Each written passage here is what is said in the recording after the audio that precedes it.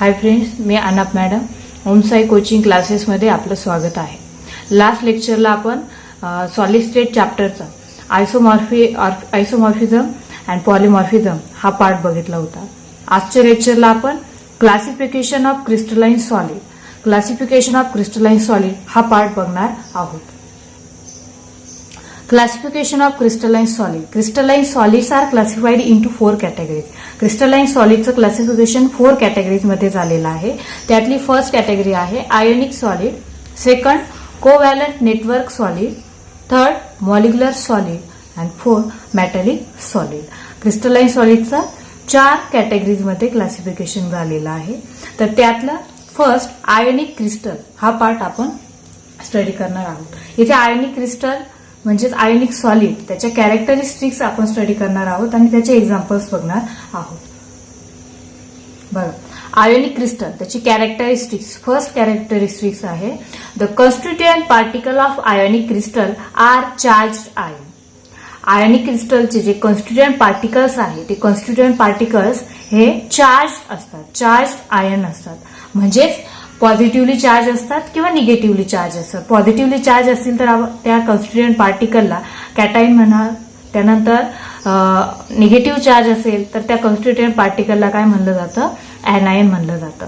म्हणजे cation and anion यांच्यापासून ionic crystal बनलेले असतात. The cation and anion may differ in size. त्या आयोनिक क्रिस्टलचे जे कॅटायन्स आहे किंवा एनायन आहे त्यांची साईज ही वेगवेगळी असू शकते. एक्झाम्पल आहे त्याचं बघा, NaCl. NaCl हा आयोनिक सॉलिड आहे, आयोनिक क्रिस्टल आहे. NaCl फॉर्मेशन हे Na++Cl- या आयन्स पासून तयार झालेलं आहे. म्हणजे बघा, दोन्ही आयन हे म्हणजे Na+ हा एक कॉन्स्टिट्युएंट पार्टिकल आहे, Cl- हा सुद्धा एक कॉन्स्टिट्युएंट पार्टिकल आहे. तर हे जे कॉन्स्टिट्युएंट पार्टिकल आहे यांच्यावरती चार्ज आहे. सोडियमवरती प्लस चार्ज आहे, क्लोरीनवरती निगेटिव्ह चार्ज आहे. म्हणजे सोडियम कॅटायन आहे आणि क्लोरीन एनायन. या कॉन्स्टिट्युएंट पार्टिकल म्हणजे अपोजिटली चार्ज आयन्स यांच्यामध्ये बॉन्डिंग होऊन आणि नंतर मग तो क्रिस्टल तयार झालेला असतो. म्हणजेच the constituent particle of ionic crystals are charged ion. The cation and ion may differ in size. Cation आणि एनायन यांची साईज ही वेगळी असू शकते. Second characteristics, the particle of ionic crystals are held by electrostatic force of attraction between oppositely charged ion. आता आपण आत्ताच काय बघितलं की आयोनिक क्रिस्टल, आयोनिक सॉलिड जे आहे ते अपोजिटली चार्ज आयन हे एकमेकांना बॉन्ड झाल्यानंतर, अपोजिटली चार्ज आयन यांच्यामध्ये बॉन्डिंग फॉर्मेशन झाल्यानंतर आयोनिक क्रिस्टल्स तयार होतात. म्हणजे त्यांच्यामध्ये जे बॉन्डिंग असतं तर ते बॉन्डिंग किंवा ते अपोजिटली चार्ज आयन जे आहे ते एकमेकांना हेल्ड केलेले, बॉन्ड झालेले, तर ते कशामुळे असतात? तर electrostatic force of attraction between oppositely charge ion. Each ion of a given sign of charge is bonded to ion of oppositely charge around it by Coulomb force. म्हणजे प्रत्येक आयन, आयोनिक क्रिस्टल मधला प्रत्येक ion हा त्याच्या opposite charge असलेल्या ion सोबत bond असतो. प्रत्येक आयन हा त्याच्या अपोजिट चार्ज असलेल्या आयनला बॉन्ड असतो. म्हणजे जर पॉझिटिव्हली चार्ज आयन असेल तर तो पॉझिटिव्हली चार्ज आयन हा निगेटिव्हली चार्ज आयनला बॉन्ड असेल. आयोनिक क्रिस्टल ही आहे त्याची second property. Third characteristics, ionic crystals are hard and brittle. They have high melting point. Ionic crystals जे आहे ते हार्ड आणि ब्रिटल असतात and they have high melting point. Ionic क्रिस्टलचा मेल्टिंग पॉइंट हा जास्त असतो. मेल्टिंग पॉइंट का जास्त असतो? तर आयोनिक कंपाऊंड हे इलेक्ट्रॉन एक स्पेसिस इलेक्ट्रॉन रिच असते तर एक स्पेसिस ही इलेक्ट्रॉन डिफिशियंट असते. त्याच्यामुळे ते electron donation and electron donate केले जातात आणि इलेक्ट्रॉन ऍक्सेप्ट केले जातात. इलेक्ट्रॉन डोनेट आणि ऍक्सेप्ट याच्यामुळे जो बॉन्ड तयार होतो तो बॉन्ड स्ट्रॉंग बॉन्ड तयार होतो आणि त्याच्यामुळे तो जो स्ट्रॉंग बॉन्ड आहे तो बॉन्ड ब्रेक करण्यासाठी जास्त एनर्जीची गरज असते. Therefore ionic bond is a strong bond and therefore ionic compound have high melting point. म्हणजे आयोनिक क्रिस्टल्स आहे किंवा आयोनिक कंपाऊंड जे आहे ते हार्ड असतात कारण त्यातलं बॉन्डिंग सुद्धा स्ट्रॉंग असतं. ते हार्ड असतात ब्रिटल असतात आणि त्याचबरोबर त्यांची मेल्टिंग पॉइंट सुद्धा जास्त असतो, हाय melting point. Fourth characteristics, these are non-conductors of electricity in solid state. Ionic crystals or ionic compounds are non-conductor of electricity in solid state. Ionic solids हे इलेक्ट्रिसिटीचे सॉलिड स्टेटमध्ये नॉन कंडक्टर्स आहे. आताच आपण बघितलं की आयोनिक सॉलिड जे आहे त्याच्यातले जे कॉन्स्टिट्युएंट पार्टिकल आहे ते कॉन्स्टिट्युएंट पार्टिकल यांच्यातला जो बॉन्ड आहे आयोनिक बॉन्ड, तो बॉन्ड स्ट्रॉंग बॉन्ड असतो आणि स्ट्रॉंग बॉन्ड असल्यामुळे त्याच्यामध्ये जे कॉन्स्टिट्युएंट पार्टिकल आहे त्यांना मुवमेंट करण्यासाठी कुठलीही स्पेस नसते, म्हणजे ते मुवमेंट करू शकत नाही आणि मुवमेंट करू शकत नसल्यामुळे त्याच्यामधनं इलेक्ट्रिसिटी कंडक्ट होत नाही. However they are good conductors when melted or dissolve in water. जर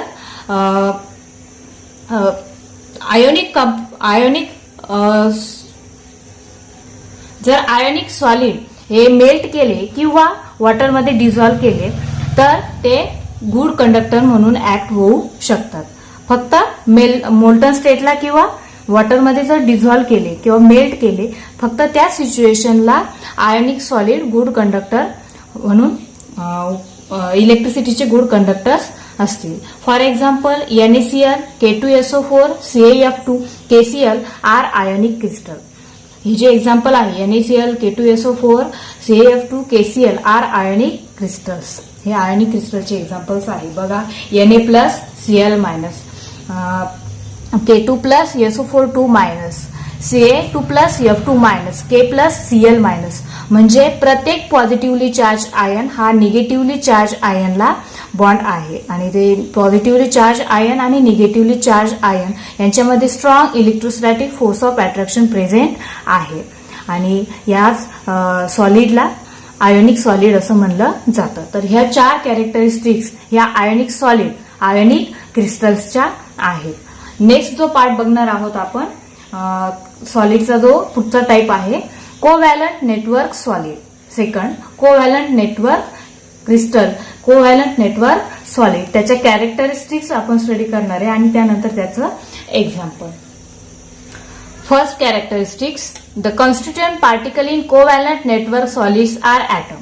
कोव्हॅलंट नेटवर्क सॉलिड मधला जो कॉन्स्टिट्युएंट पार्टिकल आहे त्या कॉन्स्टिट्युएंट पार्टिकलला ऍटम असं म्हणलं जातं. कोव्हॅलंट नेटवर्क सॉलिड मधला कॉन्स्टिट्युएंट पार्टिकलला ऍटम्स असं म्हणलं जातं. बघा second characteristics, the atom in this crystals are link by a continuous system of covalent bond.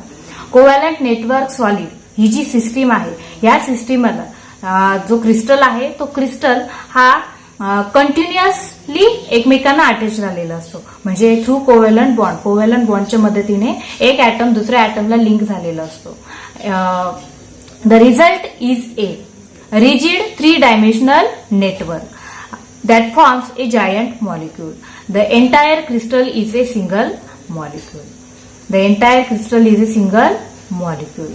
बघा कोव्हॅलंट नेटवर्क क्रिस्टलमध्ये एक ऍटम दुसऱ्या ऍटमला अटॅच असतो थ्रू द कोव्हॅलंट बॉन्ड. एक ऍटम दुसऱ्या ऍटमला कोव्हॅलंट बॉन्डने अटॅच असतो आणि ते जे बॉन्डिंग आहे ते कंटिन्युअस असतं आणि ते कंटिन्युअसली फॉर्म होत असतो एक ऍटम दुसऱ्या ऍटमला आणि त्याच्यामुळे रिजिड 3-dimensional नेटवर्क तयार होतं. Rigid 3-dimensional network that forms a giant molecule and the entire crystal is a single molecule. Third characteristics, as a result of rigid and strongly bonded structure, covalent network crystals are very hard. Rigid आणि strongly bonded स्ट्रक्चरमुळे covalent network crystals जे आहे covalent network crystal are very hard. ते खूप hard असतात. का hard असतात तर त्याचं जे स्ट्रक्चर आहे ते कसं आहे rigid and strongly bonded structure आहे. त्यामुळे कोव्हॅलंट नेटवर्क क्रिस्टल हे हार्ड असतात. In fact they are the hardest and most incompressible of all materials. Covalent network solid जे आहे ते सर्वात जास्त हार्डेस्ट आणि त्याचबरोबर most incompressible of all material, म्हणजे आपण ते कॉम्प्रेस सुद्धा करू शकत नाही.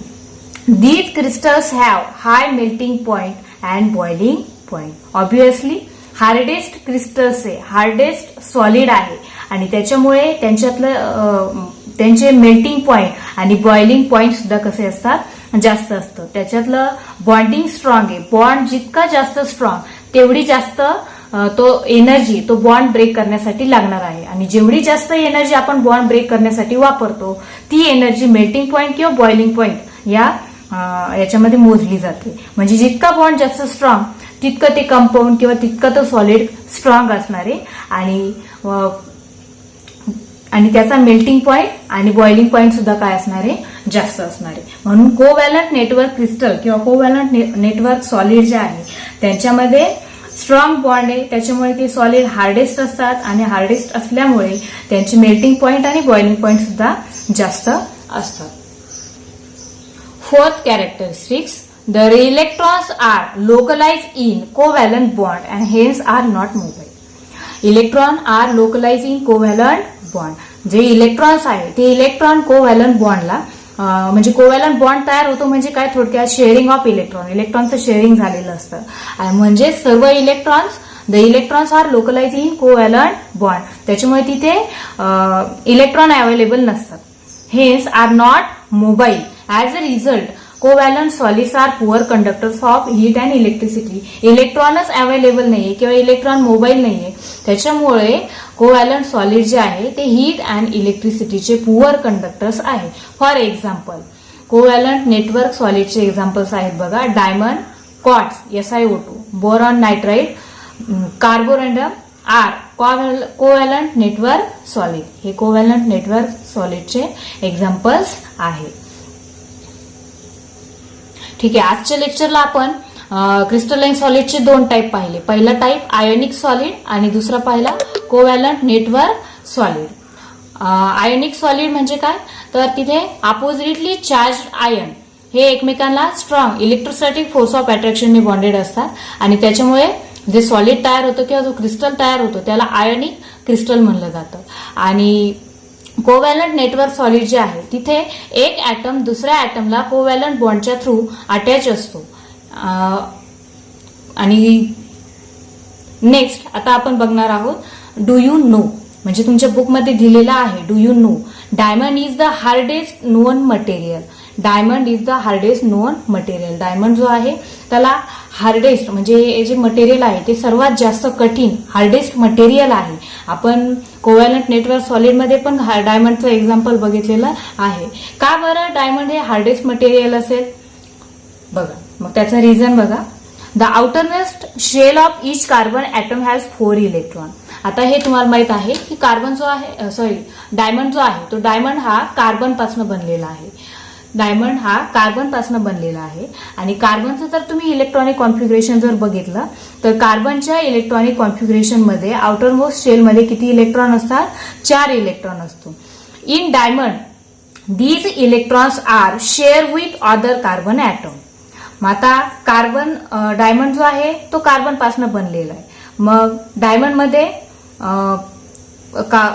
प्रत्येक ही जे आउटर शेल मधले 4 इलेक्ट्रॉन आहे हे electron are these electrons are share with other carbon item.